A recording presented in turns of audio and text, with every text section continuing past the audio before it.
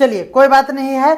चलिए हमारे साथ जो भी जुड़े हुए हैं लाइव, उनसे मैं निवेदन करूंगा कि आप कमेंट पे आंसर देते रहेंगे। तो पहला क्वेश्चन आपके स्क्रीन पर इस तरह से है, ध्यान दीजिएगा। कह रहा है कि भारतीय संविधान को कब अंगीकार किया गया था, अंगीकृत किया गया था। हम लोग एकदम शुरू से देखेंगे ताकि कोई भी क्वेश्चन आपका छूटे नहीं। तो जी हाँ, आपको अगर भारतीय संविधान का कब पूछा जाए, यानी डेट और आपको पूछा जाए ईस्वी, तो आपको ध्यान में रखना है, सभी जानते हैं। पहला क्वेश्चन है 26 नवंबर 1949 ईस्वी को ये अंगीकार यानी अंगीकृत किया गया था। कोई दिक्कत इसमें नहीं है। अगला क्वेश्चन है भारतीय संविधान में कौन सा भाग मौलिक अधिकारों से संबंधित है। जी हाँ, मौलिक अधिकारों से संबंधित कौन सा भाग है, जल्दी से आप कमेंट करके बताइएगा। मौलिक अधिकार से संबंधित भाग अगर पूछा जाए तो आपको ध्यान में रखना है कि 3, जी हाँ, आपको याद रखना है कि 3 भाग होते हैं। भाग 3 में मौलिक अधिकार का वर्णन है, ये बातें आपको याद रखना है। सभी जानते हैं सिविक्स है, पहला टॉपिक से एमसीक्यूज है, तो आपको थोड़ा सा आसान क्वेश्चन मिलेगा, लेकिन ध्यान रखना है कि आपको जरूर हम घुमाने वाला भी क्वेश्चन पूछे होंगे। ये हमारे मॉक टेस्ट सीरीज का एक अंदाज है। हमारे साथ नीरज सर जुड़े हुए हैं, सुभाष सर भी जुड़ चुके हैं, शिव भजन सर भी जुड़ चुके हैं। सभी को गुड आफ्टरनून, सभी को गुड आफ्टरनून। संविधान सभा का गठन किसके आधार पर किया गया था, जल्दी से बताइएगा। संविधान सभा का गठन जो किया गया था वो किस आधार पर, किसके आधार पर किया गया था। क्या वो कैबिनेट मिशन योजना के आधार पर था, या फिर माउंटबेटन योजना के आधार पर, या फिर क्रिप्स मिशन, या फिर भारत सरकार अधिनियम। तो क्या भारत सरकार अधिनियम को लॉक किया जाए? जी हाँ, बिल्कुल सही जवाब आप नहीं दे रहे हैं। याद रखना है आप लोगों को, संविधान सभा का गठन किसके आधार पर किया गया था, तो आपको यह जवाब सही होगा, वो था हमारा कैबिनेट मिशन योजना। जी हाँ, कैबिनेट मिशन योजना के तहत ही संविधान सभा, जैसे ही बात किया जाए तो संविधान सभा, तो याद रखना है आपको कैबिनेट मिशन ध्यान में रखना है, कंफ्यूजन नहीं होना चाहिए। आगे हम लोग देखते हैं मौलिक अधिकारों को लागू करने के लिए कौन सा न्यायालय विशेष अधिकार रखता है। जी हाँ, आपको ये बताना है कि मौलिक अधिकार को लागू कराने के लिए अगर न्यायालय के पास अधिकार है तो वह कौन सा न्यायालय होगा, आपको जल्दी से बताना है। क्या वो जिला न्यायालय होगा, या फिर उच्च न्यायालय, या फिर सर्वोच्च न्यायालय, या फिर उपयुक्त में से सभी। ये जल्दी से आपको बताना है कि क्या होगा ऑप्शन, जल्दी से बताइएगा, कोई कंफ्यूजन इसमें नहीं है। जी हाँ, 4 नंबर का सी नंबर आंसर आ रहा है, 4 नंबर का सी नंबर आंसर है। लेकिन मैं ये कहना चाहूँगा कि क्या ई नंबर ऑप्शन हो सकता है, थोड़ा सा विचार किया जाए।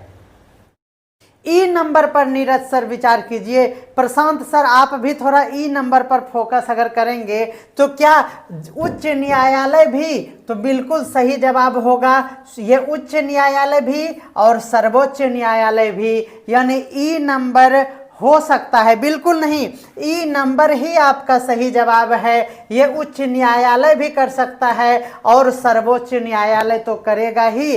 4 का ई नहीं होगा, 4 का ई नहीं होगा, ऐसा कैसे हो सकता है गुरुजी? जल्दी से सर थोड़ा सा इस पर कंफर्म मोहर लगाया जाए। ये ई नंबर सही होगा, ये भी और ये भी दोनों होगा, जल्दी से बताया जाए कि देखिए मौलिक अधिकार है, यहाँ पे इस बात को थोड़ा सा ध्यान देना है कि मौलिक अधिकार का हनन अगर हो रहा है तो हम लोग सीधा सुप्रीम कोर्ट क्यों जाएंगे। हमारा हाई कोर्ट में भी तो अगर हनन है तो वहाँ पे भी हम जाएंगे, और अगर मसला यहीं पे सलट रहा है तो उच्च न्यायालय में भी हो सकता है, और सर्वोच्च न्यायालय तो अंतिम में हम लोग जाएंगे, इसीलिए दोनों होगा, कोई दिक्कत नहीं है। यही गलती से बचना है आपको, इसी तरह का मिस्टेक आप करेंगे और आपको पता है कि आज हम गोरे चिट्टे हो गए हैं। देखिए लग रहे हैं ना एकदम स्मार्ट, आज हम काले काले नहीं हैं। क्यों पता है कि कुछ अब इसमें हम इन्वेस्ट और भी किए हैं लाइटिंग में, तो अब थोड़ा सा हम स्मार्ट धीरे धीरे दिखेंगे, कोई दिक्कत नहीं है। चलिए आगे हम लोग देखते हैं भारतीय संविधान में कुल कितने अनुच्छेद है, जल्दी से बताइएगा। भारतीय संविधान में कुल कितने अनुच्छेद है, जल्दी से जवाब दीजिएगा। भारतीय संविधान में अनुच्छेदों की कुल संख्या कितनी है, जल्दी से बताइएगा, जल्दी से बताइएगा। अनुच्छेदों की संख्या क्या होगी, कोई कंफ्यूजन नहीं होना चाहिए। 5 का ए नंबर आंसर आ रहा है, 5 का ए नंबर आंसर आ रहा है। अगर मैं कहूं कि ए ना होकर ये होगा, क्या बी नंबर 4 4 8 भी कोई डाटा है, तो क्या ए नंबर को आंसर को लॉक किया जाए या फिर बी नंबर को आंसर सही होगा, जल्दी से आपको जवाब देना है। हमें इस दोनों में हमेशा डाउट होता है, इसीलिए आप जल्दी से बताइएगा कि ए नंबर सही होगा या बी नंबर सही होगा। जल्दी से रिपीट करते रहना है। 5 का बी होगा, हाँ बिल्कुल सही जवाब दे रहे हैं आप। बहुत बहुत सुंदर, अति सुंदर जवाब है। याद रखना है कि कुल अनुच्छेदों की संख्या 4 4 8 हो गया है। बी नंबर बिल्कुल सही जवाब है। इतना कंफ्यूजन होगा तो कैसे काम चले। चलिए आगे बढ़ते हैं हम लोग। देखिए मजा आएगा, ऑप्शन कुछ ऐसा हो, हाँ बिल्कुल सही आप कह रहे हैं, तो यहाँ वर्तमान डालना चाहिए, सही बोल रहे हैं। बहुत बहुत धन्यवाद कि आपने ये सजेशन दिया, ये वर्तमान डालना चाहिए। तो यहाँ पर वर्तमान यहाँ पर हम डाल देते हैं, ठीक है। बिल्कुल सही जवाब है। बहुत सुंदर। हम लोग इसी तरह से मॉक टेस्ट श्रृंखला को सफलतापूर्वक आगे बढ़ाते हैं। चलिए, संविधान का कौन सा अनुच्छेद भारत को धर्मनिरपेक्ष राज्य घोषित करता है? जी हां, आपको बताना है कि धर्मनिरपेक्ष राज्य घोषित करने वाला अनुच्छेद कौन सा है, आपको जल्दी से बताना है। अनुच्छेद का बताना है आपको कि कौन सा अनुच्छेद होगा, आपको जल्दी से बताना है कि धर्मनिरपेक्ष राज्य से संबंधित इनमें से कौन सा अनुच्छेद है, जल्दी से बताइएगा, जल्दी से बताइएगा। और हम तो स्माइल इसीलिए कर रहे हैं कि अभी बहुत बहुत मजा आएगा हमको। जी हाँ, चलिए जल्दी से बताइएगा कि अनुच्छेद अगर पूछा जाए धर्मनिरपेक्ष से तो आपका क्या जवाब होगा। बिल्कुल अर्चना मैम सी बी बी, वाह मजा आ गया। तो सबसे पहले तो आपको यह ध्यान में रखना है कि ये जो धर्मनिरपेक्ष है ना, ये हमारे अनुच्छेद का नहीं बल्कि प्रस्तावना का है। इसीलिए क्या हो जाएगा आपका ऑप्शन, अगर प्रस्तावना रहता तो सही होता, अदरवाइज ई नंबर आपका आंसर बिल्कुल सही जवाब है। वाह, अंत में सिक्सर लगाए हैं हमारे सर जी ने। शिवभंजन सर कह रहे हैं ई होगा और ये प्रस्तावना होगा, इसका आंसर अनुच्छेद नहीं होगा। जी हाँ, हमें बहुत ही मजा आता है। इस 24 घंटे का 1 घंटा अगर आपको बताएं हम दिल से, तो यही 1 बजे का टाइम अब हमको भरपूर आनंद देता है, क्योंकि आप हमारे साथ बने रहते हैं और आप इतने अच्छे से जवाब देते हैं। सच कहते हैं, हमें लगता है कि हम एक भरी सभा में आप लोगों से बातें कर रहे हैं। बहुत बढ़िया, हमारा ये किस्मत है कि आप लोगों के साथ हम इस तरह से संवाद में जुड़ते हैं। चलिए मॉक टेस्ट में, चलिए मूल अधिकारों को समाप्त करने की शक्ति किसके पास है, जल्दी से बताना है कि मूल अधिकारों को समाप्त करने की शक्ति किसके पास है। बहुत एनर्जी मिलता है जब हमारे साथ आप लाइव जुड़ते हैं, तो इतना अच्छा कंटेंट पे सोच सोच के, और देखिए जनरल क्वेश्चन तो हर जगह मिल जाता है, लेकिन जब मेरे दिमाग में ये चलता है कि आज कौन कौन से क्वेश्चन में सर को हम फंसाएंगे, तो वहां पर हमको कंटेंट बनाने में बहुत मजा आता है। तो जल्दी से बताइएगा कि मूल अधिकारों को समाप्त करने का शक्ति किसके पास है। मूल अधिकारों को समाप्त किया जा सकता है, किसके द्वारा किया जा सकता है, जल्दी से बताइएगा। तो बिल्कुल संसद के पास, हमारे भारतवर्ष में आपको ये पता होगा कि संसद के पास सबसे ज्यादा पावर आप देख सकते हैं इस मामले में, है ना। तो संसद के द्वारा मूल अधिकारों को समाप्त करने की शक्ति संसद के पास, बिल्कुल सही जवाब है। आपका आंसर ए नंबर हो जाएगा। ये याद रखना है मूल अधिकार। थोड़ा सा अच्छा मोशन में आएंगे तो ट्रिक भी बनाएंगे, ठीक है, थोड़ा सा इंतजार करना होगा। भारतीय संविधान के नीति निर्देशक तत्वों, जी हां ध्यान देना है, नीति निर्देशक तत्वों का उद्देश्य क्या है ये बताना है आप लोगों को। नीति निर्देश तत्वों से क्या समझते हैं, उसका क्या उद्देश्य है, क्या वो सामाजिक और आर्थिक न्याय को बढ़ावा देता है या फिर वो मौलिक अधिकारों की रक्षा करने के लिए है नीति निर्देशक तत्व, या फिर संसद अधिकारों को सीमित करता है हमारा नीति निर्देशक तत्व, या फिर वो संघीय ढांचे को क्या करता है, कमजोर। तो कमजोर नहीं करेगा, सीमित नहीं करेगा, ठीक है ना। ये दोनों तो एकदम छट गया।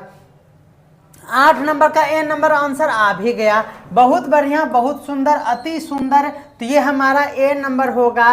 नीति निर्देशक तत्व जो है, नीति निर्देशक तत्व जो है वह हमारे सामाजिक और आर्थिक न्याय को क्या करता है, बढ़ावा देता है। ये बातें आपको स्पष्ट रूप से समझ में आता होगा।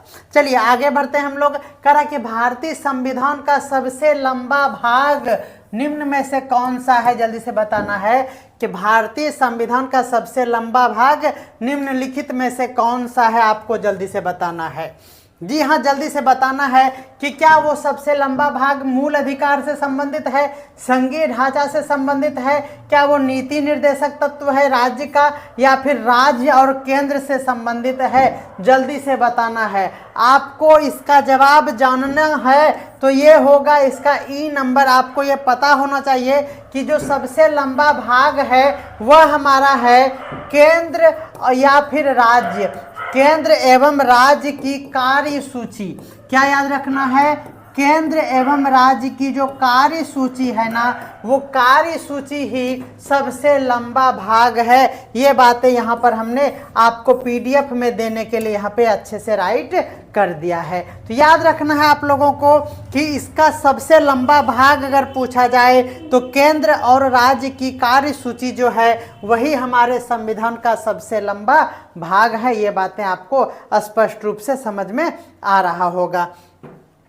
ये देखिए, केंद्र और राज्य का संबंध नहीं, केंद्र और राज्य की कार्य सूची होना चाहिए। ये संबंध देके गड़बड़ कर दिया है, तो संबंध नहीं होकर डी पे आप फोकस कर रहे हैं। लेकिन यहाँ ध्यान देना है कि केंद्र और राज्य तो होगा, लेकिन केंद्र राज्य की कार्य सूची होगा। क्या मैं सही हूं? तो आप एक बार फिर से कंफर्म करेंगे, अदरवाइज हम डी नंबर पर भी विचार करने के लिए तैयार हैं। आप जल्दी से बताइएगा, क्या ये कार्य सूची ही है जो संविधान का सबसे लंबा भाग है, या फिर इसका संबंध है जो उसमें मेंशन है? जल्दी से बताइएगा।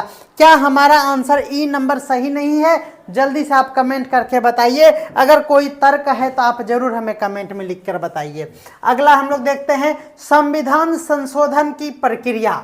जी हाँ, संविधान संशोधन की प्रक्रिया किस अनुच्छेद में वर्णित है? जल्दी से बताना है। संविधान ओके है, बिल्कुल, थैंक यू थैंक यू। जी हाँ, कह रहा है कि संविधान संशोधन की प्रक्रिया किस अनुच्छेद में सम्मिलित है, ये वर्णित है, ये बताना है आपको। तो याद रखना है 3, 6, 8। जी हाँ, 3 दूनी 6 2 8, ये याद रखना है। ठीक है, 3 दूनी दूनी मतलब ये सुधार दीजिए, 3 दूनी 6, 3 तिया 9 नहीं होके 8 है, इसी को संशोधित कर दीजिए। तो याद रखना है आपको 3 दूनी 6 तिया 9 नहीं होके 8, 368 आपका सही हो जाएगा, जो कि क्या है, संविधान संशोधन प्रक्रिया में ये आपको अनुच्छेद याद रखना है। 10 का ए कह रहे हैं, 368 नहीं होगा, 368 नहीं होगा, 10 का बी भी जवाब आ रहा है। बिल्कुल बिल्कुल, आप हमें ठंडी में परेशान मत कीजिए, समझ रहे हैं सर जी, ऐसे ऐसे मत जवाब दिया कीजिए। चलिए, भारतीय संविधान का मूल ढांचा सिद्धांत किस केस में पहली बार स्पष्ट किया गया था? जी हाँ, संविधान का मूल ढांचागत सिद्धांत जो था उसको किस केस में इसको जोर देकर इस केस को डील किया गया था, ये आपको बताना है। बी 100% होगा, बिल्कुल सही जवाब है। जी हाँ, ये बिल्कुल सही जवाब है। आगे हम लोग देखते हैं, पूछा गया है कि संविधान का मूलभूत ढांचा जो सिद्धांत किस केस में पहली बार इसका मेंशन हुआ था? जल्दी से बताना है।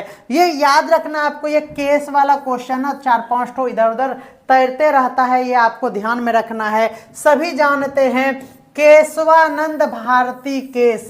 जी हाँ, याद रखना है कि मूल रूप से हम लोग भारतीय हैं, ट्रिक आपको ध्यान में रखना है, मूल रूप से हम लोग भारतीय हैं, ये ध्यान रखना है आप लोगों को। तो केशवानंद भारतीय आपको याद रखना है, आपको सही जवाब हो गया। कह रहा कि भारत को एक समाजवादी, धर्मनिरपेक्ष, लोकतांत्रिक गणराज्य घोषित किया गया था। तो संविधान के किस में ये मेंशन है आपको बताना है। क्या वो प्रस्तावना में है, या फिर भाग 3 में है, या फिर भाग 4 में है, या फिर अनुच्छेद 51 में है, या इसमें से 2-3 जगह ये मिलता है। जल्दी से बिल्कुल केस वाला केशवानंद, वाह, केस वाला केस नहीं सर, ऐसा ट्रिक नहीं बनाइएगा। हे भगवान, तौबा तौबा। देखिए सर, ये जो केस है ना, देखिए यही तो रास सर का ट्रिक याद रखिएगा सर, है ना। अगर केस वाला कहिएगा तो केशवानंद, अगर ये ट्रिक बनाइएगा ना तो टटवा दबा दिया जाएगा। समझ रहे हैं कैसे? क्योंकि इस तरह का ढेरी केस है और इसका संबंध भी अलग अलग व्यक्ति से है, इसीलिए केस वाला केशवानंद ये ट्रिक एकदम गंदा बात। देखिए, मूल रूप से हम लोग भारतीय हैं, यानी मूलभूत ढांचा सिद्धांत पर अगर बात किया जाए तो याद रखना है भारतीय संविधान का मूलभूत ढांचा सिद्धांत किस में मेंशन हुआ था, तब आपको ध्यान में रखना है केशवानंद भारती केस। समझ में आ रहा है ना? कोई दिक्कत है सर हमारे शिव भजन बाबू? आप जल्दी से बताइए, आप समझ पा रहे हैं? हम आप ही के लिए बता रहे थे, क्योंकि आपके हम दुलारे मास्टर जी है ना, इसीलिए। चलिए आगे हम लोग बढ़ जाते हैं, ठीक है। चलिए आपके लिए जो हम एक्सप्लेन किए हैं ट्रिक को एक बार बताया जाए। चलिए नेक्स्ट देखते हैं हम लोग। 12 नंबर का आप ए नंबर आंसर दे रहे हैं। बिल्कुल, धर्मनिरपेक्ष लोकतांत्रिक समाजवादी गणराज्य है और हम प्रस्तावना में ही यह कसम खा लेते हैं, तो ये सभी जानते हैं। चलिए आगे देखते हैं मौलिक कर्तव्य। जी हाँ, याद रखना है आपको, मौलिक कर्तव्य यानी फंडामेंटल ड्यूटीज भारतीय संविधान में किस संशोधन के माध्यम से जोड़ा गया था? बिल्कुल सही बात है, याद रखना है आपको फंडामेंटल ड्यूटीज। जी हाँ, याद रखना है आपको फंडामेंटल ड्यूटीज किस संशोधन में जोड़ा गया था, आपको जल्दी से बताना है। जी हाँ, जल्दी से बताना है आपको। 13 नंबर का जवाब, 13 नंबर का जवाब थोड़ा बहुत डाउट हो रहा है, ए और बी वेरी कर गया, वाह कमाल हो गया। ध्यान दीजिएगा, ए होगा या बी, जल्दी से मोहर लगाया जाए।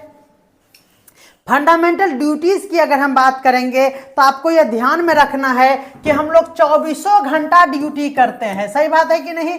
हम लोग 24 घंटा ड्यूटी करते हैं। 24 घंटा ड्यूटी का मतलब उसको पलट दीजिए, और ड्यूटी करते करते हम लोग पलट जाते हैं। तो याद रखना है 24 घंटा में एक उसको पलट दीजिए, तो पलट देंगे तो 42 हो जाएगा कि नहीं? तो 42 में याद रखना है आपको संशोधन में क्या हो गया, तो फंडामेंटल ड्यूटी की बात होगी। किसका बात होगा? फंडामेंटल ड्यूटी का बात होगा। बिल्कुल स्पष्ट रूप से समझ में आ गया होगा। बोलिए, ये है मजेदार ट्रिक, और कोई ट्रिक में झोल नहीं है। यस, 13 का ए होगा, 13 का ए होगा, बिल्कुल सही जवाब है। हम जान रहे हैं कि 24 घंटा ड्यूटी करते करते हम पलट जाते हैं, इसका मतलब 24 घंटा ड्यूटी करते करते हम पलट जाते हैं। तो पलट गए तो 42वां संविधान संशोधन हो गया। मजा आ गया? हम पागल टाइप का आदमी है, थोड़ा सा अगर बोले यू आर मैड, हमको अच्छा लगेगा, हम पागल हैं। हम पागल नहीं है भैया, हमारा दिमाग सही है, खराब कैसे हो सकता है? चलिए आगे बढ़ते हैं। मूल अधिकारों को उल्लंघन होने पर, वाह, मूल अधिकारों के उल्लंघन होने पर व्यक्ति किस न्यायालय में याचिका दायर कर सकता है? जल्दी से बताइएगा, जल्दी से एकदम बताइएगा। ये क्वेश्चन पहले भी आया था, मूल अधिकार से संबंधित और न्यायालय से संबंधित। तो जल्दी से बताइएगा क्या होगा इसका आंसर। अगर मूल अधिकारों से संबंधित अगर होगा तो हम लोग कहाँ जाकर याचिका दायर करेंगे? जल्दी से बताइएगा।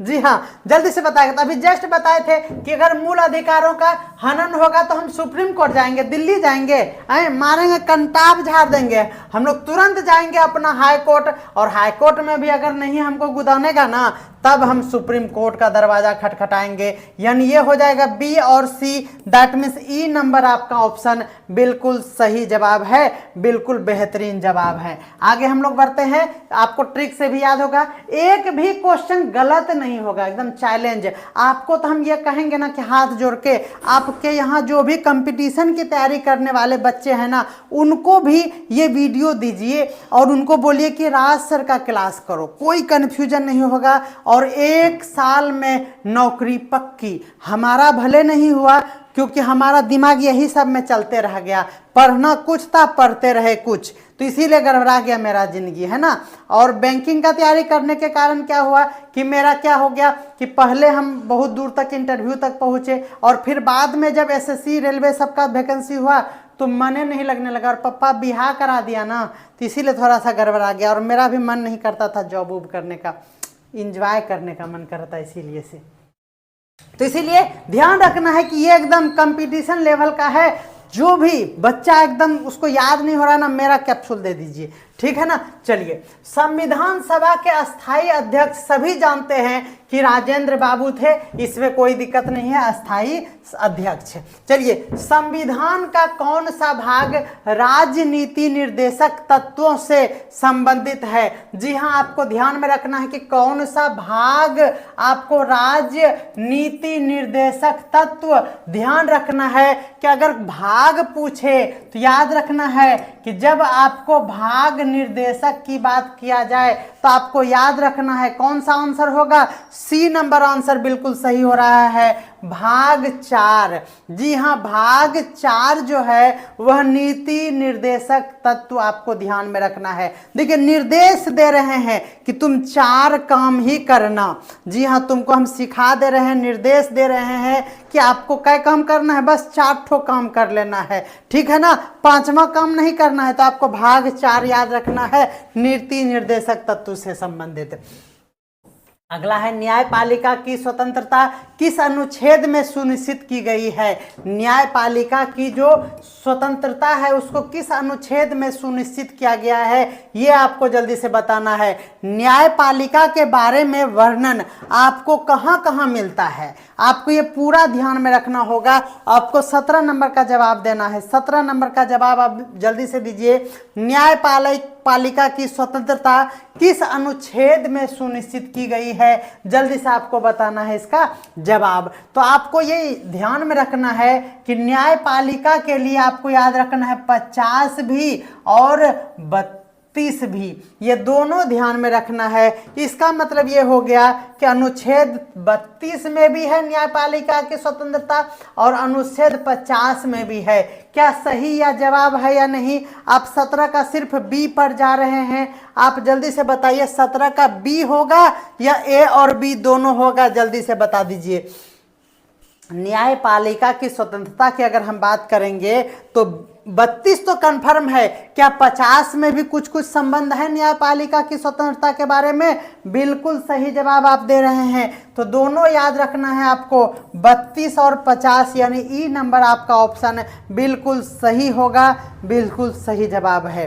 कोई दिक्कत है अर्चना मैम? थोड़ा सा बताया जी है कि आपको क्या कंफ्यूजन हो रहा है। अगला हम लोग ध्यान देखते हैं, कह रहा कि भारतीय संविधान की संरचना में, ध्यान देना है, भारतीय संविधान की संरचना में किसका प्रभाव सबसे अधिक है? जी हाँ, जल्दी से बताइएगा। आपको ये पता लगाना है, बताना है कि भारतीय संविधान की जब संरचना हो रही थी उस समय उस पर सबसे ज़्यादा किसका प्रभाव था? तो आप सभी जानते हैं कि हमारा जो संविधान लिखाया है उसमें ब्रिटिश संविधान से ये था, क्योंकि आप सभी जानते हैं ब्रिटिश संविधान के साथ साथ आपको ये भी ध्यान में रखना है कि आयरिश संविधान से भी बहुत सारे चीज हमारे इस संविधान में सम्मिलित है, हमारे संविधान में सम्मिलित है। तो बिल्कुल सही जवाब है 18 का ए भी होगा और 18 का सी भी होगा। यानी किसका प्रभाव सबसे अधिक पूछा जाए तो आपको ध्यान में रखना है ब्रिटिश संविधान के साथ साथ आयरिश संविधान। और हम लोग क्या ई नंबर पर जाएंगे या फिर इस दोनों में भी एक को हम लोग सुपेरियर मानेंगे? जल्दी से कमेंट करके बताइए। 18 नंबर का जवाब ई दिया जाए या फिर हम लोग इस दोनों में से किसी एक को सुपेरियर मान लें? आपको जल्दी से बताना है, जल्दी से जवाब देना है। आपको हम थोड़ा सा कंफ्यूज कर रहे हैं क्योंकि यहाँ लिखा है कि भारतीय संविधान के संरचना में किसका प्रभाव सबसे अधिक है। ई नंबर आंसर बिल्कुल सही जवाब जा रहा है। तो याद रखना है कि ब्रिटिश संविधान से तो आप जान ही रहे हैं कि उसी का प्रभाव था, और इसमें आयरिश संविधान से भी बहुत कुछ लिया गया है, इसीलिए सबसे अधिक पूछ रहा है, इसीलिए ए नंबर होगा बिल्कुल सही जवाब। इसीलिए तो हम इस पे डाउट क्रिएट कर रहे हैं कि आप जल्दी से बताइएगा। सबसे अधिक पूछा है तो आपका ब्रिटिश संविधान होगा, ये बातें आपको स्पष्ट रूप से समझ में आ रहा होगा, बिल्कुल सही जवाब है। चलिए, संविधान के किस अनुच्छेद में संवैधानिक संशोधन का प्रावधान है? जी हाँ, संविधान में हम लोग संवैधानिक रूप से संशोधन कर सकते हैं, यह किस अनुच्छेद में है? तो संवैधानिक संशोधन की बात आपको हम बताए थे कि 3 दूनी 6 और 3 तिया 9 नहीं करके आप संशोधित करके 8 कर दीजिए। ये ट्रिक आपको बहुत ही अच्छा लगेगा। संविधान संशोधन करना है 3 दूनी 6, 3 तिया 9 नहीं, संशोधित करके 1 कम कर दीजिए। तो 3 6 8 संविधान संशोधन ध्यान में रखना है आप लोगों को। आगे चलते हैं हम लोग। कह रहा है कि समान नागरिक संहिता, जी हाँ, समान नागरिक संहिता लागू करने का प्रावधान किस अनुच्छेद में है? जल्दी से बताना है। समान नागरिक संहिता लागू करने का प्रावधान किस अनुच्छेद में है, ये जल्दी से बताना है। तो संविधान नागरिक समान नागरिक संहिता की बात करें तो याद रखना है समान नागरिक है। समान मतलब 4 और 4 दोनों एक समान है कि नहीं है? तो 4 4 इज कॉल्ड समान। तो अनुच्छेद 44 आपको ध्यान में रखना है कि ये क्या हो जाएगा हमारा, ये हो जाएगा समान नागरिक संहिता, ये हो जाएगा हमारा अनुच्छेद 44। ठीक है, नेक्स्ट क्वेश्चन पे आप फोकस कीजिए। कह रहा है कि संविधान के किस अनुच्छेद के तहत संसद को भारत के क्षेत्र में नए राज्य बनाने का अधिकार प्राप्त है? किस अनुच्छेद में नया राज्य बनाने का अधिकार मेंशन है, उस अनुच्छेद का नाम आपको बताना है।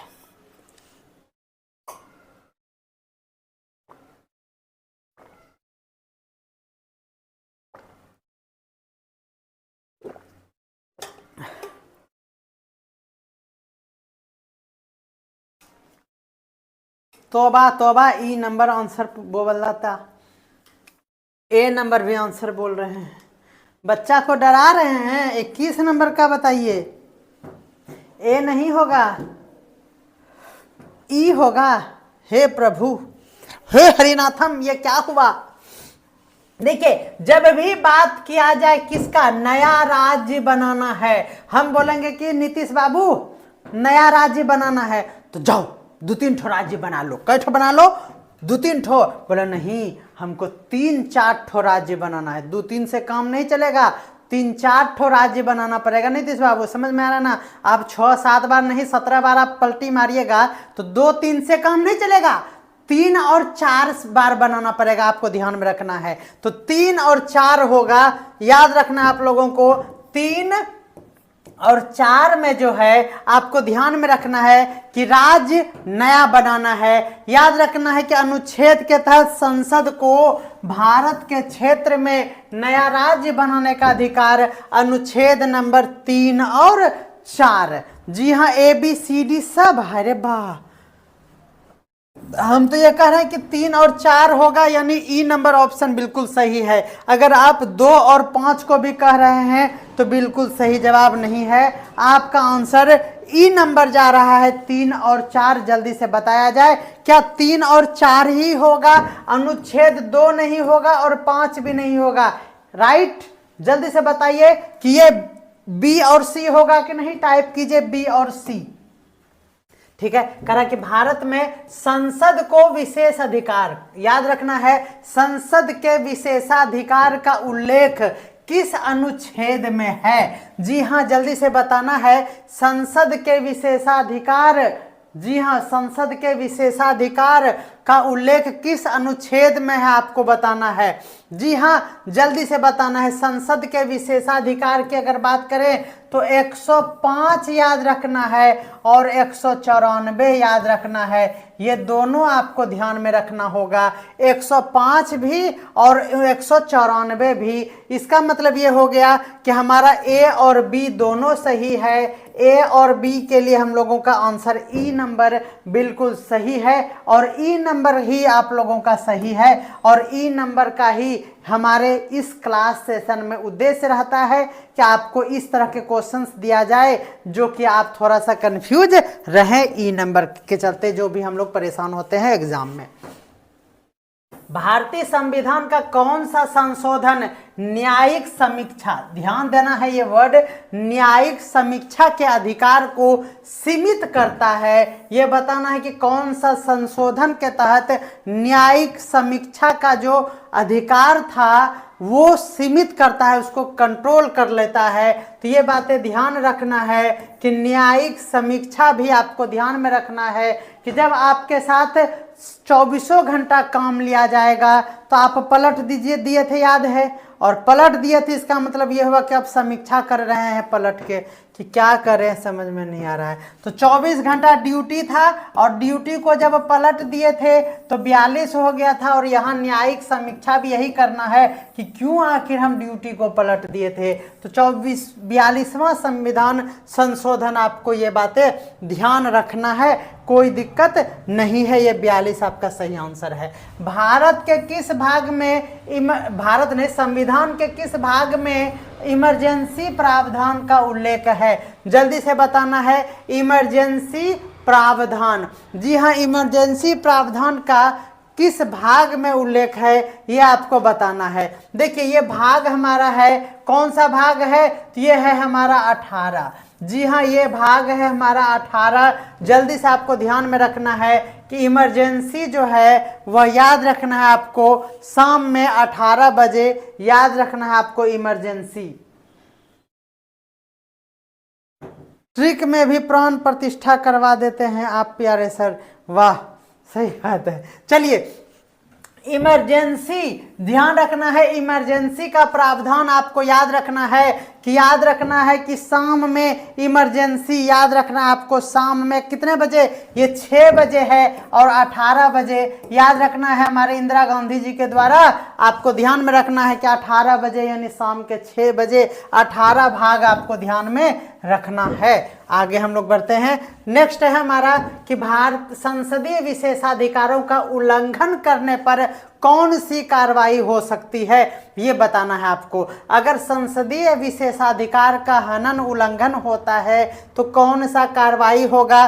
क्या उसको चोखा भात खिलाया जाएगा या फिर उसको दंडात्मक कार्रवाई किया जाएगा या फिर सदन की अवमानना उस पर लगाया जाएगा या फिर सदस्य की सदस्यता को निलंबित कर दिया जाएगा या फिर संसद की अवमानना के लिए न्यायिक दंड दिया जाएगा? जल्दी से आपको इसका जवाब देना है। देखिए अगर कोई संसदीय विशेषाधिकारों का उल्लंघन करता है तो आप सभी जानते हैं कि उसकी सदस्यता तो चला ही जाएगा, तो ये भी हो सकता है सदन की अवमानना का भी उस पर कार्रवाई होगा और उस पर कोई दंडात्मक कार्रवाई, ये दंड ही तो है निलंबन। यानी ए, बी और सी तीनों आपका बिल्कुल सही जवाब होगा, यानी ई नंबर ऑप्शन आपका बिल्कुल सही होगा। बी नंबर नहीं, ई नंबर, गोल गोल, समझ में आ रहा है ना? ई नंबर है गोल गोल, रास सर का ये ई नंबर आपको मजा दिलाता है। चलिए संविधान के प्रस्तावना को किस केस, अब देखिए फिर बात हुआ ना वही कि अब आप बोलिएगा कि केस है तो केशवानंद कर दीजिए। अब यहाँ देखिए केस है, मारिए केशवानंद, मारिए मारिए मारिए हमारे भजन बाबू, नहीं होगा ना? तो चलिए यही बात हम समझा रहे थे सर जी, प्रभु मेरे। चलिए कह रहे कि संविधान में अगर प्रस्तावना का उल्लेख करते हुए न्यायिक बाध्यकारी यानी न्यायिक रूप से बाध्यकारी नहीं माना गया है, ये बातें ध्यान में रखना है। क्या कह रहा है कि संविधान की प्रस्तावना को किस केस में यह दर्शाया गया कि न्यायिक रूप से बाध्यकारी नहीं माना गया है, इसमें से प्रस्तावना को, यानी सीधा सीधे गप हम कहेंगे कि केस में प्रस्तावना को न्याय संगत, मतलब उसको बाध्यता नहीं दी गई है, यानी उसको मानना जरूरी है, ये इसमें कहा गया है कि किस केस में यह साबित हुआ था। जी हाँ, ये बताना है कि किस, कि केशवानंद नहीं होगा सर, आपको ये ध्यान में रखना है कि केस जो है ना, अलग अलग केसों में अलग अलग संविधान के तथ्यों को यूज किया गया है। संविधान में जैसे प्रस्तावना की बात करेंगे हम लोग, तो याद रखना है आप लोगों को कि वो हो जाएगा हमारा बेरूबरी यूनियन केस। ध्यान रखना है, बेरूबरी यूनियन केस था जिसमें प्रस्तावना के दम पर जो हमारा ये जजमेंट नहीं हुआ था और ये बताया गया था कि यह बाध्यकारी नहीं है न्यायिक रूप से प्रस्तावना। तो ये ध्यान रखना है, बेरूबरी यूनियन केस। देखिए प्रस्तावना है हमारा, आप सभी जानते हैं प्रस्तावना शुरू में ही है, आपको यह याद रखना है बेरूबरी यूनियन केस, याद रखना है। न कहते बरका आया, देखिए बाध्यकारी नहीं हुआ, क्यों कहते बरका आया प्रस्तावना वाला, तो बरका आया मतलब क्या हुआ, बेरूबरी, आपको ध्यान में रखना है कि बरका आया प्रस्तावना के दम पर हमको हराने वाला, ध्यान रखना है आपको, है ना। ये संविधान हमारे लिए सम्मान का विषय है और इसमें अगर कोई ट्रिक के माध्यम से कोई अनर्गल बातें अगर हमारे शब्द से निकल रहा है, मुंह से निकल रहा है, तो उसके लिए हम संविधान से भी माफ़ी मांगते हैं, हम अपने देश से भी मांगते हैं, अम्बेडकर बाबू से भी माफ़ी मांगते हैं और आपसे भी मांग लेते हैं, ठीक है। तो इसीलिए आप उस पर दिल पे नहीं लीजिएगा अगर ऐसा कोई बातें हमारे शब्द से मुंह से निकल रहा है शब्द के तरह। ओह, मतलब समझ में आ रहा है ना कहाँ से निकल रहा है। चलिए, भारत को संघीय राज्य, जी हाँ, भारत को संघीय राज्य के रूप में परिभाषित करने का आधार क्या है। भारत को संघीय राज्य, ये सभी जानते हैं कि क्या है, ये राज्य सूची और संघ सूची से समझ में आता है कि यह हमारा भारत जो है वह एक संघीय राज्य है। और किसी से होगा, जल्दी से बताइए, 27 नंबर का और कुछ होगा? तो दूसरा ये भी होगा कि शक्तियों का जो पृथक्करण है, जी हाँ, शक्तियों का जो बंटवारा है, उससे भी हमें समझ में आता है कि हमारा भारत जो है एक संघीय राज्य है। जी हाँ, दो बातें हो गया। अगला ये भी है हमारा वित्तीय और प्रशासनिक स्वायत्तता भी जो है, आप सभी जानते हैं कि राज्य में अलग, और आपको ये भी ध्यान में रखना है कि वित्तीय और प्रशासनिक स्वायत्तता भी है। इसके कारण भी हम लोग ये जान पाते हैं कि भारत एक संघीय राज्य है। तो यहाँ ए भी होगा, बी भी होगा और डी भी होगा, इसीलिए आपका आंसर ई नंबर बिल्कुल सही है। बिल्कुल सही जवाब है, ई नंबर भी आंसर सही है। अब ई नंबर के चक्कर में नहीं रहना है, ऐसा नहीं कि सिर्फ ई ही मार देंगे, है ना। चलिए, संविधान के अनुच्छेद देखिए, हा क्या ट्रिक है, 3 का 3, 3 दूनी 6, 3 तिया 9 नहीं 8, वाह। में कौन सी विधेयक संशोधन प्रक्रिया का उल्लेख नहीं किया गया है? नहीं किया गया का मतलब समझ में आ रहा है ना। तो ध्यान रखना है, आपको यह पता है यहाँ पर कि यहाँ पर क्या हुआ, संविधान संशोधन की बात था। इसमें क्या था, संविधान संशोधन की बात था, संविधान संशोधन की बात कही गई थी। देखिए यहाँ पर है, साधारण संशोधन नहीं होगा, विशेष संशोधन नहीं होगा, क्षेत्रीय संशोधन नहीं होगा, संघीय संशोधन नहीं होगा। आहा, ई नंबर बिल्कुल सही जवाब है। मजा आ रहा होगा आप लोगों को। बेहतरीन क्वेश्चन के साथ मैं आप लोगों के सामने हर दिन 1 बजे प्रस्तुत होता हूँ। संविधान में मूल अधिकार किस प्रकार के होते हैं? आप सभी जानते हैं कि मूल अधिकार जो होते हैं वह किस प्रकार के होते हैं। क्या वो नकारात्मक अधिकार भी होते हैं, क्या वो सकारात्मक होते हैं, क्या वो संवैधानिक अधिकार होते हैं या फिर वो वैधानिक अधिकार होते हैं? जल्दी से बताइएगा कि वो कैसा होता है हमारा अधिकार। तो जी हाँ, सभी जानते हैं इसका आंसर 29 नंबर का जल्दी से जवाब दीजिएगा। तो उसमें हमारा क्या होगा कि ये मूल अधिकार जो है वह एक संवैधानिक अधिकार है। ये बिल्कुल सही जवाब है। आगे हम लोग देख लेते हैं। संविधान सभा में महिलाओं की प्रतिनिधित्व किसके नेतृत्व में हुआ? जी हाँ, संविधान सभा में महिलाओं का प्रतिनिधित्व किसके नेतृत्व में हुआ मतलब पास्ट में आपको बताना है कि किसके नेतृत्व में हुआ था। 30 का जल्दी से बताइएगा। क्या वो सरोजिनी नायडू के नेतृत्व में महिलाओं का प्रतिनिधित्व किया गया, विजय लक्ष्मी पंडित, दुर्गाबाई देशमुख या फिर कमला चौधरी? ये आपको जवाब देना है, जल्दी से बताना है। यहाँ पर क्वेश्चन थोड़ा सा कंफ्यूज करेगा कि भारतीय संविधान सभा में महिलाओं का प्रतिनिधित्व किसके नेतृत्व में हुआ था। जल्दी से आपको जवाब देना है, सरोजिनी नायडू होगा या फिर ये तीनों होगा, ये जल्दी से आप बताइएगा। सरोजिनी नायडू के साथ साथ विजय लक्ष्मी पंडित जी का भी नाम लेना है आपको, और दुर्गाबाई देशमुख का भी नाम ध्यान में रखना है। तो ए नंबर तो सभी जानते हैं क्योंकि इसके साथ ये दोनों का नाम भी जुड़ा हुआ है, तो ई नंबर आंसर इसका बिल्कुल सही जवाब है। एम आई राइट? तो जल्दी से 30 नंबर पर मुहर लगाएंगे कि संविधान सभा में महिलाओं का प्रतिनिधित्व सिर्फ और सिर्फ सरोजिनी नायडू नहीं बल्कि उनके साथ विजय लक्ष्मी पंडित और दुर्गाबाई देशमुख भी उसमें शामिल थे। ये बातें आपको याद रख लेना है। बिल्कुल सही बात है। संविधान में संवैधानिक संशोधन की प्रक्रिया किससे प्रेरित था? बहुत बढ़िया इंपॉर्टेंट क्वेश्चन। संवैधानिक संशोधन जो है वह किससे प्रेरित था? क्या वो अमेरिका के संविधान से, क्या वो दक्षिण अफ्रीका से, क्या वो आयरिश से, या फिर क्या करना है आपको, या फिर ब्रिटिश संविधान से? देखिए, संविधान में संशोधन करना है। जी हाँ, संविधान संशोधन है। और आयरिश से समझ में आता है, आई से आंख हो गया, आई, और आईलाइनर जब लगाइएगा ना, आईलाइनर जब लगाइएगा तो उसको फिर पोंछ के संशोधित कर सकते हैं। सही बात है कि नहीं? ऐसे करके लगा लीजिएगा एकदम मस्त घुमा घुमा के, है ना, और उसके बाद उसको संशोधित कर सकते हैं पोंछ के, सरसों तेल लगा लगा के ऐसे पोंछ के। तो याद रखना आपको, संविधान में संशोधन आपको आईलाइनर से समझना है। आईलाइनर बोले तो आयरिश, क्या याद रखना है? आयरिश, यानी आयरिश आपका बिल्कुल सही जवाब हो जाएगा। आयरिश से संबंधित है हमारा संविधान संशोधन। जी हाँ, ध्यान रखना है।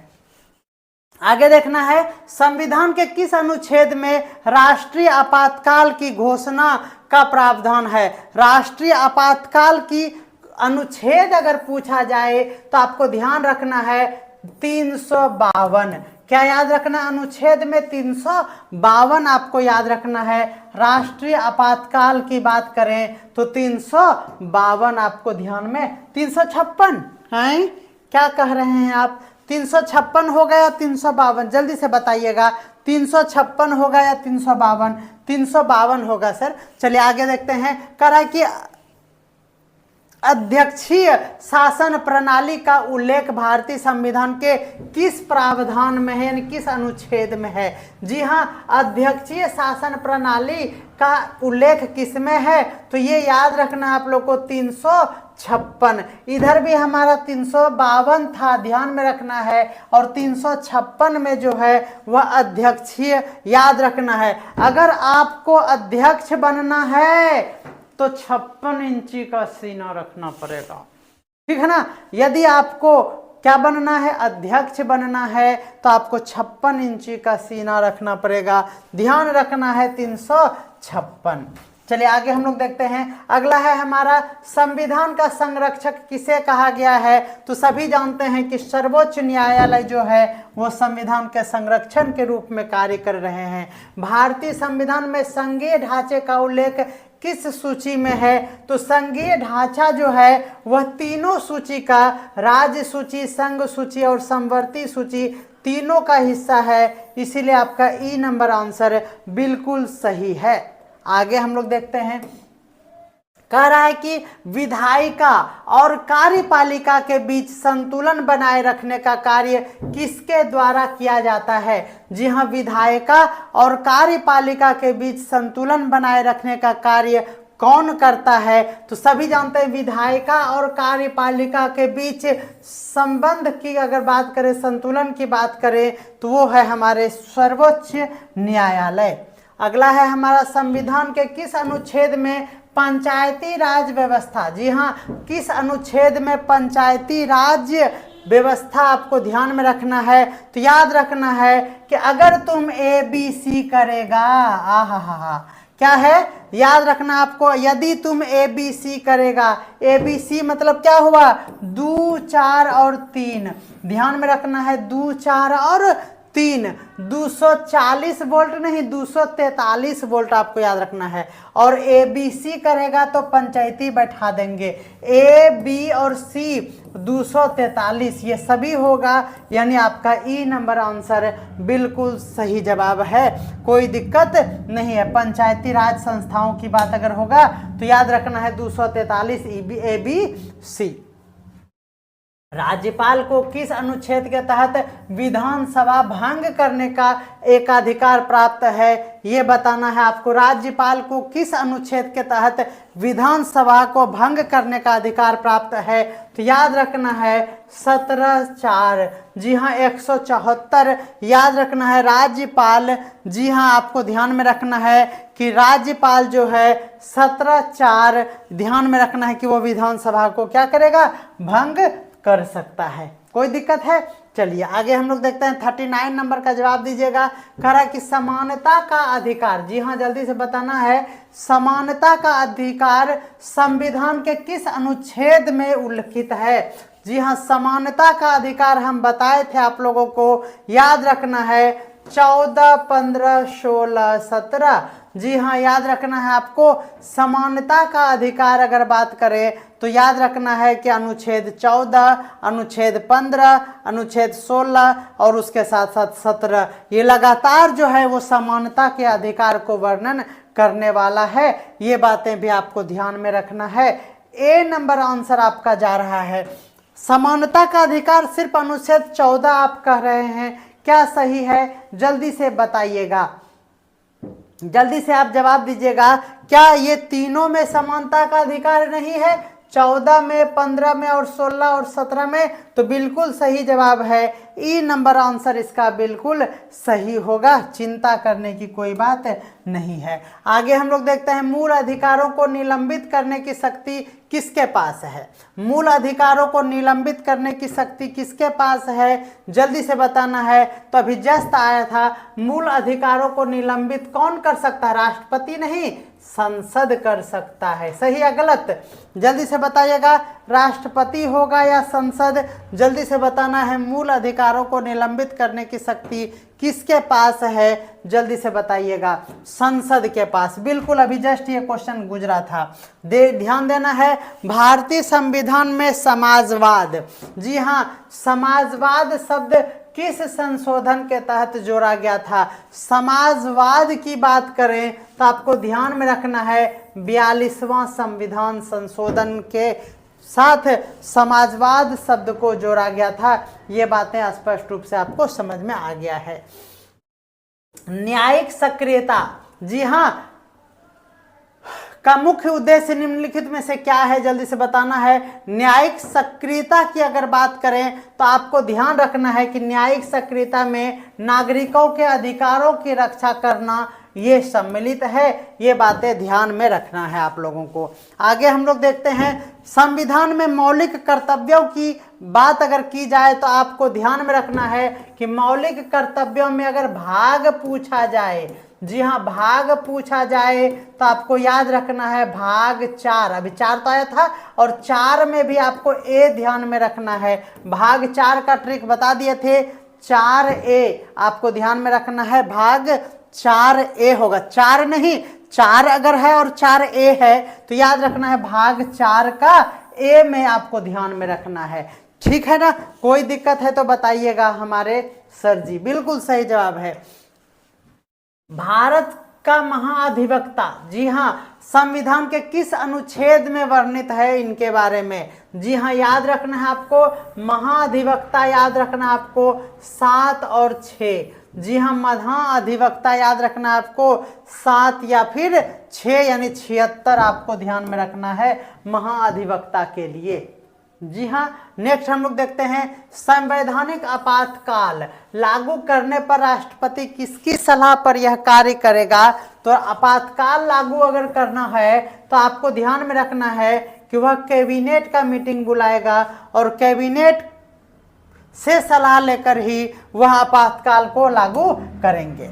आगे हम लोग ध्यान देते हैं संविधान के किस भाग में आर्थिक और सामाजिक लोकतंत्र का वर्णन है। तो जस्ट हम बताए थे आर्थिक और सामाजिक की बात अगर करें तो क्या होगा, आर्थिक और सामाजिक जो है वह राज्य के नीति निर्देशक तत्व के साथ साथ प्रस्तावना का है क्या, नहीं, ध्यान देना है। 46 का जवाब आप जल्दी से कमेंट करके बताइए, 46 का क्या होगा, जवाब आपको जल्दी से देना है। 46 का जवाब आपको जल्दी से कमेंट में देना है। संविधान के किस भाग में आर्थिक और सामाजिक लोकतंत्र की बात कही गई है, जल्दी से बताइएगा 46 का आंसर क्या होगा। 46 का जवाब जल्दी से दीजिए।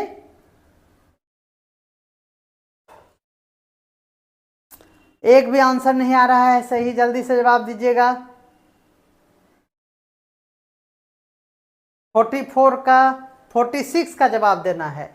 46 का बी होगा, 46 का बी होगा। मौलिक अधिकार कह रहा है कि संविधान के किस भाग में आर्थिक और सामाजिक लोकतंत्र की बात कही गई है, बी तो नहीं होगा, सी होगा। बिल्कुल सही जवाब है, सी नंबर आपका आंसर बिल्कुल सही है। कोई दिक्कत है तो जल्दी से बताइएगा। अनुराधा दीपांकर मैम आप बी नंबर जवाब दे रहे हैं, थोड़ा सा कंफर्म किया जाए कि वो सी नंबर होगा या बी होगा, या फिर आपके मन में प्रस्तावना आ रहा है, जल्दी से बता दीजिए, जल्दी से कमेंट करके बता दीजिए 46 का क्या होगा। हम सी नंबर को लॉक कर रहे हैं। चलिए आगे हम लोग बढ़ते हैं। भारतीय संविधान में संवैधानिक उपचार का अधिकार, जी हाँ ध्यान रखना है इसको, संवैधानिक उपचार का अधिकार किस अनुच्छेद में है। तो ध्यान रखना है आपको, संवैधानिक उपचार के लिए आपको 32 और क्या याद रखना है आपको, तो जल्दी से बताना है आपको 32 होगा या नहीं। तो बिल्कुल 32 होगा, ध्यान में रखना है आप लोगों को संवैधानिक उपचार की बातें। आगे ध्यान देते हैं भारतीय संविधान के किस अनुच्छेद में, जी हाँ भारतीय संविधान के किस अनुच्छेद में लोकसभा के विघटन का प्रस्ताव है। जी हाँ, अगर किस अनुच्छेद में लोकसभा के विघटन की प्रावधान है तो ध्यान में रखना है वो हमारा 83 भी है और 85 भी है। जी हाँ 83 नंबर और 85 नंबर अनुच्छेद आपको ध्यान में रखना है कि क्या हो जाएगा, 48 का ई नंबर आपका आंसर बिल्कुल सही जवाब हो जाएगा।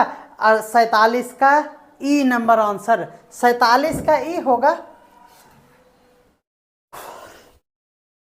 संवैधानिक उपचार 47 का ई होगा, सही जा रहे हैं, हमें भी डाउट है, थोड़ा सा यहाँ देखा जाए। 47 में संवैधानिक उपचार 32 में तो है, क्या 226 में भी है, थोड़ा इसको आप थोड़ा सा बताएंगे जल्दी से, आप कमेंट करके जल्दी से बताएंगे कि क्या 47 का ई नंबर ऑप्शन जा रहा है, डी नंबर भी आंसर सही हो रहा है। अगर ऐसा है तो ई नंबर ऑप्शन आपका बिल्कुल सही हो जाएगा।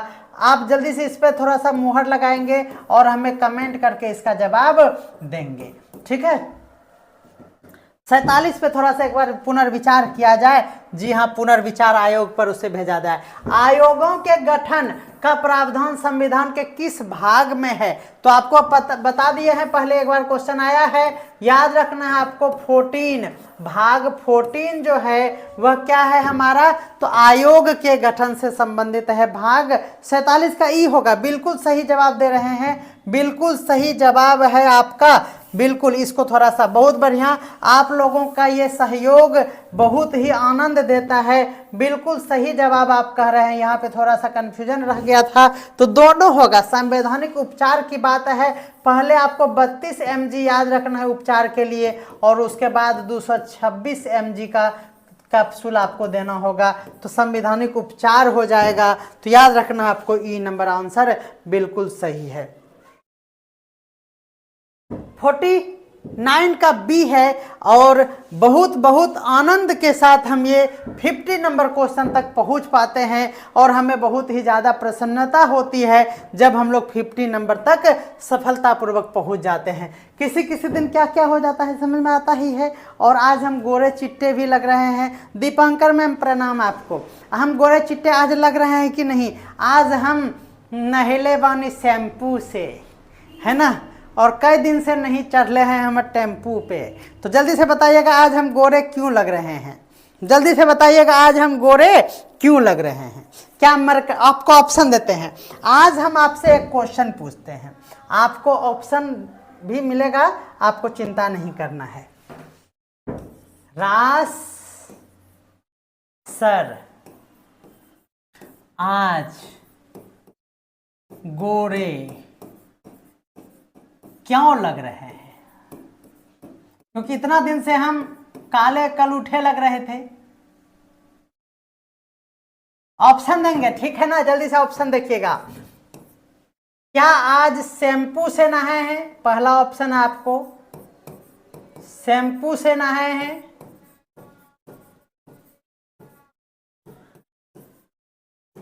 दूसरा, क्या टेम्पू से आए हैं?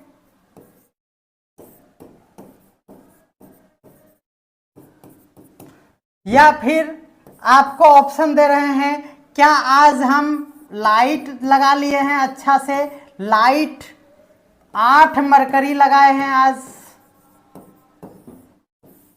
या फिर डी नंबर आपका है, या फिर बस आज प्रसन्न है कन्या के चक्कर में, बीबी के चक्कर में, या फिर ई में से एक से अधिक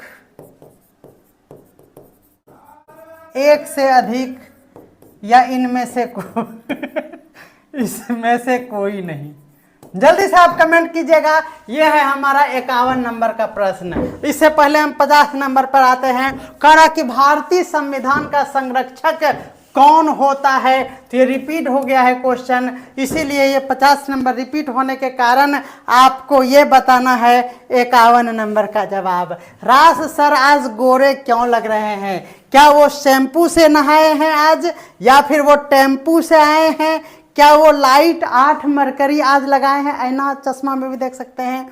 या फिर आज वो प्रसन्न है क्योंकि उसके पास अभी बीबी है, यानी पहले घर में थी। और ई नंबर 1 से अधिक या इनमें से कोई नहीं।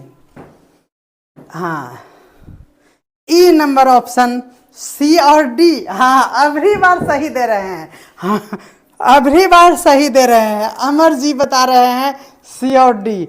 51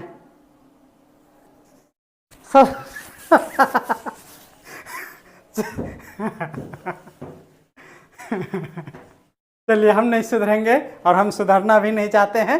चलिए, ई नंबर उपरोक्त में से एक से अधिक।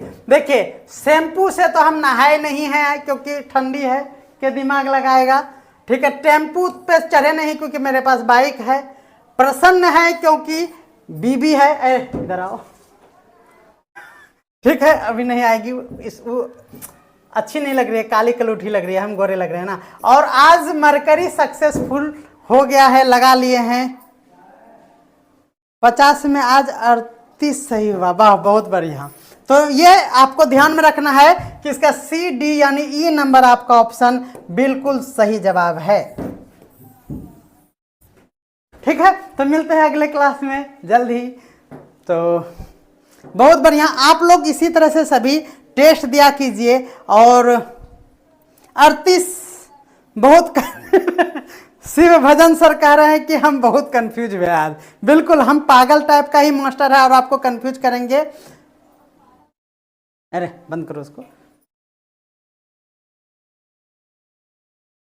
हाँ, बिल्कुल सही बात है। ऐड सर हम देख लेते हैं क्योंकि आपको अर्निंग होगा। बिल्कुल सही बात है। हमारा ऐड चलाने का उद्देश्य है, चाहेंगे तो बंद कर देंगे, लेकिन थोड़ा सा उसी से हमें अर्निंग होता है, ज़्यादा नहीं, थोड़ा होता है। यानी मानिए कि 1000 रुपया हर मंथ आता है, बस। बिजली बिल हमारा ऐड से निकलता है, जो इनोसेंटली है, आपको हम बता सकते हैं।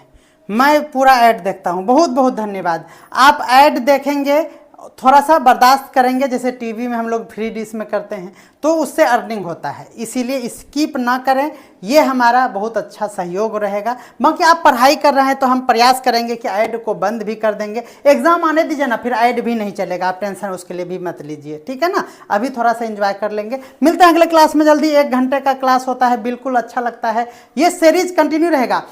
देखिए सबसे बड़ी बात है, हाँ सबसे बड़ी बात है कि देखिए क्या क्या हुआ। अभी देखिए मॉक टेस्ट का श्रृंखला जो 50-50 वाला है वो बहुत ही बढ़िया है। देखिए फिजिक्स एक दिन 50 क्वेश्चन हुआ, केमिस्ट्री हुआ, फिर बायोलॉजी हुआ, फिर INM यानी इंडियन नेशनल मूवमेंट हो गया, और आज हम लोग सिविक्स लाए हैं, कल इकोनॉमिक्स लाएंगे, ठीक है, कल इकोनॉमिक्स लाएंगे, फिर हम लोग करेंट लाएंगे।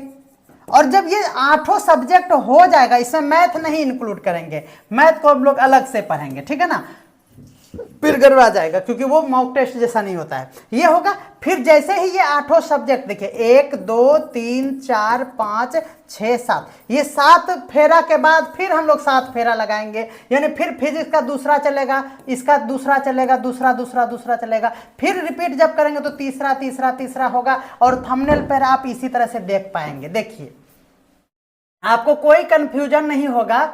ये देखिए यहाँ पर हम यहाँ लिख देते हैं आप लोगों के लिए, यहाँ पर कितना अच्छा सुविधा है ना, यहाँ पर आपको लिख दिए हैं कि ये क्या है हमारा, तो सबका पहला सीरीज है ये देखिए, ये है हमारा पहला सीरीज है। सब में आप फिजिक्स में भी देखेंगे, केमिस्ट्री में भी देखेंगे, ये पहला सीरीज चल रहा है। 1 सप्ताह बाद फिर, यानी हम ये प्रयास करेंगे कि हर सप्ताह सोमवार को फिजिक्स हो, मंगल को क्या हो, केमिस्ट्री हो, बुध को क्या हो, समझ में आ गया आपको। हाँ तो इस तरह से मजे करेंगे सर, ये बहुत अच्छा कलेक्शन है। और मैं ये कहना चाहूँगा कि देखिए अब हम लोग यहाँ पर अलग हो गए हैं, पूरी तरह से संपूर्ण हम अलग हो गए हैं। हम अभी यहाँ पर हमारा टीम नहीं है, हम ही सब कुछ है। और आपको अगर लग रहा है कि हम ही सब कुछ पढ़ा रहे हैं और अच्छे से पढ़ा रहे हैं तो आप कहीं मत भटकिए। अगर आप रात में लाइव नहीं आएंगे सर तो हम लाइव नहीं जुड़ पाएंगे आपके साथ, तो हम आपको फिर क्लास नहीं दे पाएंगे। हम अगर आप हमारे लाइव को नहीं लाइक करेंगे तो हम लाइव फिर रात में नहीं आएंगे, स्पष्ट कह देते हैं। फिर हम दूसरा कोर्स चलाएंगे क्योंकि यहाँ अर्निंग की कोई बात ही नहीं रही। जितना भी आप पेमेंट किए हैं वो 1 रुपया भी हमारे पास नहीं रहा, 1 रुपया भी नहीं रहा।